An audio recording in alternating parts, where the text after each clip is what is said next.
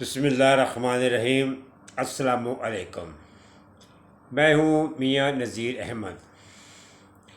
میں اللہ تعالیٰ کی بارگاہ میں ہمیشہ دعا گو رہتا ہوں کہ میرے ناظرین دنیا میں کسی بھی کونے پہ ہیں، اللہ تعالیٰ ان کو اپنی رحمت کے سائے کے نیچے رکھے، اللہ تعالیٰ ان کی ہر مشکل کو آسان فرمائے، آمین۔ ناظرین، جب میرے پیٹ میں درد ہوتا ہے تو میں شور ڈالتا ہوں، چیختا ہوں، چرلاتا ہوں، تڑپتا ہوں میں۔ لیکن آپ لوگوں کے اگر پیٹ میں درد ہوتا ہے، آپ شور ڈالتے ہیں نہیں ڈالتے، چرلاتے ہیں نہیں چرلاتے، یہ مجھے علم نہیں۔ بہرحال میرے پیٹ میں جب تکلیف ہوتی ہے تو میں بہت تڑپتا ہوں۔ ناظرین، بہت ساری چیزیں ہیں جو نسلوں تک یاد رہتی ہیں۔ کچھ ظلم ہوتے ہیں، ستم ہوتے ہیں، کچھ یادیں ہوتی ہیں، کچھ انسان کی بھلائیاں ہوتی ہیں، لیکن لوگ ان کو ایک نسلوں تک لوگ یاد رکھتے ہیں۔ کچھ چند مثالیں میں پیش کرتا ہوں۔ مثال کے طور پہ ہلاکو خاں کو لوگ آج تک نہیں بھولے اس کے ظلم و ستم کو۔ گوروں نے ہمارے اوپر حکومتیں کی، ہم ان کو آج بھی یاد رکھتے ہیں، انہوں نے ہمیں کیسے غلام بنا کر رکھا ہوا ہے۔ مغلوں کی حکومت تھی، جو مغلوں نے جو کارنامے کیے، تو آج بھی ان کی یادیں جو ہیں وہ لوگوں کے دل کے اندر تازہ ہیں۔ اسی طرح ناظرین کہ ہمارے ملک کے اندر یہ جو چور ڈاکو یہ لٹیرے ہمارے ملک کو جو لوٹنے کے لیے ہر وقت تیار رہتے ہیں، ان کو بھی ہماری نسلیں جو ہیں ایک زمانہ تک یاد رکھیں گے کہ ہمارے ملک کو لوٹنے والے کون کون سے لٹیرے تھے، کس کس انداز سے انہوں نے ہمارے ملک کو لوٹا۔ تو پھر کچھ لوگ ہوتے ہیں کہ ان کو اپنی باتوں کے اوپر شرمندگی ہوتی ہے، تو لیکن یہ ایسے لوگ ہیں، یہ بہت کچھ کر جاتے ہیں، ان کو کبھی شرمندگی نہیں ہوئی، بے شرم لوگ ہیں۔ ہم پچھلے دنوں میں کافی چرچا ہوتا تھا ایک بیان کا، جو جناب مریم نواز صاحبہ ہیں، جو شاید اپنے آپ کو بے نظیر سمجھتی ہیں، لیکن یہ منہ اور مسور کی دال۔ پہلے تو میں اکثر اپنے پروگراموں میں یہ کہتا ہی رہتا ہوں کہ جو کوئی ہمارے چاہنے والے کے خلاف بات کرے گا تو اس کا عنصر تو ملتا ہی ہے۔ محترمہ فرما رہی تھی کہ میں اگر وزیر اعظم بنی، میں جتنے بھی ترقیاتی کام ہوں گے میں وقت مقررہ سے پہلے اس کو مکمل کروں گی۔ واہ محترمہ، آپ کی کیا ہی بات ہے، آپ تو ماشاءاللہ بچے بھی وقت سے پہلے ہی پیدا کر لیتی تھی، آپ کی کیا ہی بات ہے۔ بھی شیطان نے جو آپ کو ترقی دی ہوئی ہے، اسی طرح شیطان آپ کو ترقی دیتا رہے، ہم تو یہی دعا کر سکتے ہیں۔ جیسے میں نے کہا کہ بشرمی کی ایک حد ہوتی ہے۔ ایک وہ وقت تھا کہ نواز شریف صاحب جو ہیں وہ محترمہ بینظیر کے خلاف ایک باقاعدہ مہم چلائی ہوئی تھی، جس کے بارے میں کئی دفعہ چودھری نثار صاحب بھی بیان دے چکے ہیں کہ وہ کہتے تھے کہ ہمیں عورت کی حکمرانی نہیں چاہیے، ہم عورت کی حکمرانی نہیں مانتے۔ بینظیر کے خلاف باقاعدہ ایک انہوں نے مہم چلائی ہوئی تھی باقاعدہ۔ تو آج یہ دیکھیں کہ اس نواز شریف صاحب نے اس اپنی بیٹی کو پہلے اس کی چہرے کی چمڑی کشوائی، اس کی سرجری کروائی، پھر اس کو بولا کہ جا پاکستانی عوام کے گراؤنڈ کے اندر چلی جا، وہاں جا کر کود جا۔ اب اس بشرم آدمی سے یہ پوچھے، اس وقت تو عورت کی حکمرانی کے خلاف تھا، آج تم نے اپنی بیٹی کو کس منہ سے گراؤنڈ کے اندر اتارا ہے، میدان کے اندر۔ بہرحال یہ وہی بات ہے، جیسے میں کہتا رہتا ہوں کہ یہ جو بشرم لوگ ہوتے ہیں ان کو کبھی بھی شرم نہیں آتی۔ ناظرین، ہمارے ملک کے اندر یہ جو ایک زبردستی کے حکمران بنے ہوئے ہیں، ان کے آئے دن ان کے کوئی نہ کوئی شوشے ان کے ہوتے ہیں۔ ابھی میں آپ کو چند مثالیں بھی دوں گا، ایک دو سرکار دو عالم جناب محمد مصطفیٰ صلی اللہ علیہ وآلہ وسلم کی ایک دو حدیث ہے، میں وہ بھی آپ کی خدمت میں عرض کروں گا۔ جیسے میں اکثر ہی کہتا رہتا ہوں، ہمارے چاہنے والوں کے خلاف بات کرو گے اس کا آنسر تو آپ کو ویسا ہی ملے گا۔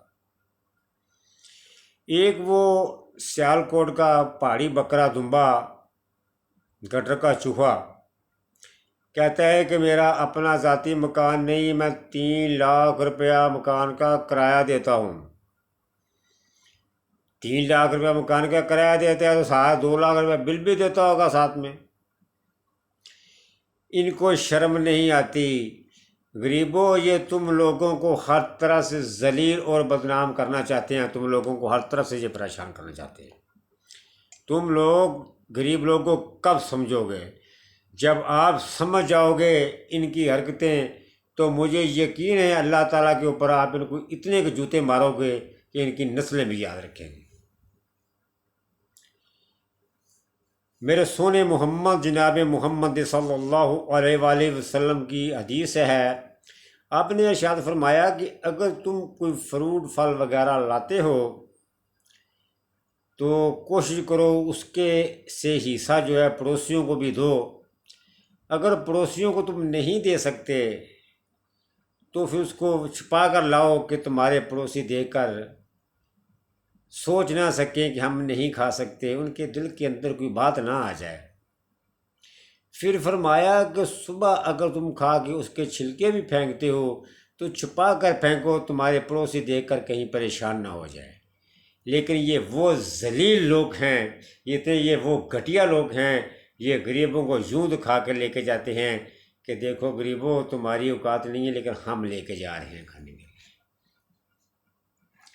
جیسے اس نے کہا کہ میں 3 لاکھ روپیہ میں بل دیتا ہوں، غریبوں تم لوگ 3 لاکھ کو کیا، تم لوگ تو 30,000 روپیہ بھی نہیں بھر سکتے، حالانکہ تم ان سے زیادہ محنت کرتے ہو، تمہارا اس سے زیادہ خون تم بہاتے ہو، ان سے زیادہ پسینہ بہاتے ہو، لیکن فرق اتنا ہے آپ حق حلال کی محنت کر کے کھاتے ہیں، یہ ڈاکو ہیں، یہ لوٹ کر کھاتے ہیں۔ اسی طرح پھر یہ شادیوں کے اوپر کتنا منگنیوں کے اوپر پیسہ خرچ کر دیتے ہیں، صرف یہ غریب لوگوں کو دکھاتے ہیں کہ پھر باقاعدہ آتا ہے ہم نے اتنا پیسہ خرچ کر دیا ہے، اتنی ڈشیں بلا دی گئی ہیں، یہ غریبوں کو جو ہے یہ غریبوں کو ان کی اوقات دکھاتے رہتے ہیں۔ پھر شادی بیاہ کے اندر لاکھوں روپے کا کھانا جو ہے فٹوار کے اوپر گھومنے والے کتے کھا جاتے ہیں، لیکن یہ کبھی کسی غریب کو نہیں دیتے۔ اور میرے غریب بھائیوں، میرے جیسے مزدوروں، یہ سب کچھ ہمارا ہے، حکومت بھی ہم بھی بناتے ہیں، جب ہم بناتے ہیں تو ہم گرا بھی سکتے ہیں، یہ سارا خون پسینہ ہمارا ہے، ان کا کچھ نہیں ہے۔ جتنے بھی لوگ قلم چلانے والے ہیں ان میں سے 99% لوگ جو ہیں وہ بے ایمان ہیں۔ کسی بھی ادارے میں جا کے دیکھ لو، میں خود کافی اداروں میں گیا ہوں، بلکہ میرا ایک IMF کا جو ادارہ ہے اس ادارے کے اندر بھی میں کافی ایک مہینہ میں کسی مسئلے میں جاتا رہا ہوں کہ میں کبھی پھر جب کسی پروگرام میں کروں گا تو میں بتاؤں گا کہ اس ادارے کے اندر بھی کیا کیا ہوتا رہا ہے۔ جتنے یہ ادارے ہیں، اداروں کے اندر جہاں پہ قلم چلتی ہے وہاں پہ نا میرے خیال سے ضرورت سے زیادہ بے ایمانی ہوتی ہے۔ تو جو لوگ خون اور پسینہ بہا کے محنت مزدوری کر کے پیٹ پالتے ہیں ان کا تو کبھی تصور بھی نہیں کیا جا سکتا کہ وہ بے ایمان ہوں گے۔ جیسے ابھی ہم نے دیکھا کہ موجودہ دور کے اندر حکومت نے گندم کا جو ریٹ ہے اگر 4,000 مقرر کیا ہوا ہے تو وہ 4,500 یعنی کہ 45 روپے کا من بک رہا ہے کہ پچھلے سال 3,000 روپیہ فی من کا مقرر کیا ہوا تھا. ابھی دیکھ لو کہ 1,500 روپیہ جو ہے انہوں نے گندم کا بڑھا دیا ہے. اگر دیکھیں ذمہ دار جو ہیں وہ بھی بیچارے اپنی جگہ پہ پریشان، لیکن غریب آدمی کہاں سے خریدے گا؟ یہ سب ان نالائقوں کی غلط پالیسیوں کا نتیجہ ہے.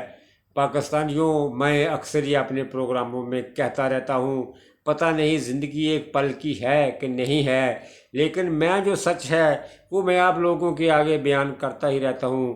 اس کو سمجھنا نہ سمجھنا دوستو یہ تو آپ کی اپنی ہی مرضی ہے. یہ لوگ لاکھوں روپیہ برباد کر دیتے ہیں، لیکن کبھی کسی غریب کے یہ کام نہیں آتے. انہوں نے غریبوں کو کبھی آٹے کی لائن دکھا دی، کبھی چینی کی لائن دکھا دی، کبھی وہ بے نظیر پروگرام کے اندر وہ خواتین کو وہاں پہ انہوں نے ذلیل کر دیا. لیکن کبھی ان کی خواتین نے کبھی کسی لائن میں کھڑے ہو کر کبھی دیکھا ہے؟ غریب لوگ کو میرے جیسے مزدوروں کیوں نہیں سمجھتے؟ اب بھی کچھ باقی ہے، اب بھی ان سے کچھ امیدیں ہیں. خدا کے لیے میں آپ لوگوں کے آگے ہاتھ جوڑتا ہوں، اللہ کا واسطہ ہے اب تو سمجھ جاؤ آپ ان سے کیا امیدیں رکھتے ہو. یہ سب کے سب وہی لوگ ہیں جنہوں نے ہمارے ملک کی ساری بنیادیں جو ہیں وہ ہلا کے رکھ دی ہیں. قرضہ لے کے قرضہ ہماری نسلوں کو انہوں نے گروی رکھا. جتنے یہ پروگرام اپنے ترقیاتی بتاتے ہیں وہ کوئی ترقیاتی کام نہیں تو وہ ہمارے لیے تباہی تھی. یار تم سوچو تو صحیح، اگر کوئی آدمی ہمارے بچے گروی رکھ کے تو ہمیں نوالا دے کھانے کے لیے، یار ایسے نوالے کا ہم نے کیا کرنا ہے یار؟ ان لوگوں نے ہمارے بچوں کو گروی رکھا ہوا تھا. پھر یہ بھی کہ پچھلے دنوں میں عمران خان کے بارے میں شور ڈالتے رہے، اتنا قرضہ لیا. ان نالائقوں کو سب پتہ ہے عمران خان قرضہ لیتا رہا ہے، اس لیے لیتا رہا ہے کہ ان کے پیسے جو انہوں نے جو قرضے لیے ہوئے تھے کہ وہ قرضے اتار دیے جائیں اور لوگ جو ان کا وہ جو ہمیں سود دینا پڑتا تھا وہ سود بچ جائے. لیکن یہ لوگ پھر بھی جو نئی بات کو سمجھے. دوستو یہ اصل میں صرف اور صرف یہ اپنی نسلوں کو سنوارنا چاہتے ہیں. ان کو کسی غریب کا یہ فائدہ نہیں چاہتے. سب انہوں نے جب ووٹ لینے ہوتے ہیں یہ پھر بس یہ کوئی چند یعنی کہ ایسی باتیں کرتے ہیں صرف غریبوں کو دکھانے کے لیے. میں اکثر یار مجھے تو یقین کر کے مانو، میں تو اپنے پروگراموں میں اپنے دوستوں کو، پاکستانیوں کو، ماؤں کو، بہنوں کو، بزرگوں کو، بیٹیوں کو میں کہتا ہی رہتا ہوں بس بہت ہو گیا، ابھی اور نہیں، ابھی آگے اور نہیں. دوستو میں پروگرام بہت لمبا ہو جاتا ہے. میرے ناظرین دنیا میں کسی بھی کونے پہ ہیں، یا اللہ ان کو کسی مشکل میں نہ ڈالنا. میرے ناظرین کو یا اللہ اپنی رحمت کے سائے کے نیچے رکھنا. میرے ناظرین کو یا اللہ اپنے پاکستان کے ساتھ تڑپنے کی توفیق عطا فرما، اپنے پاکستان کی تکلیف کو سمجھنے کی توفیق عطا فرما.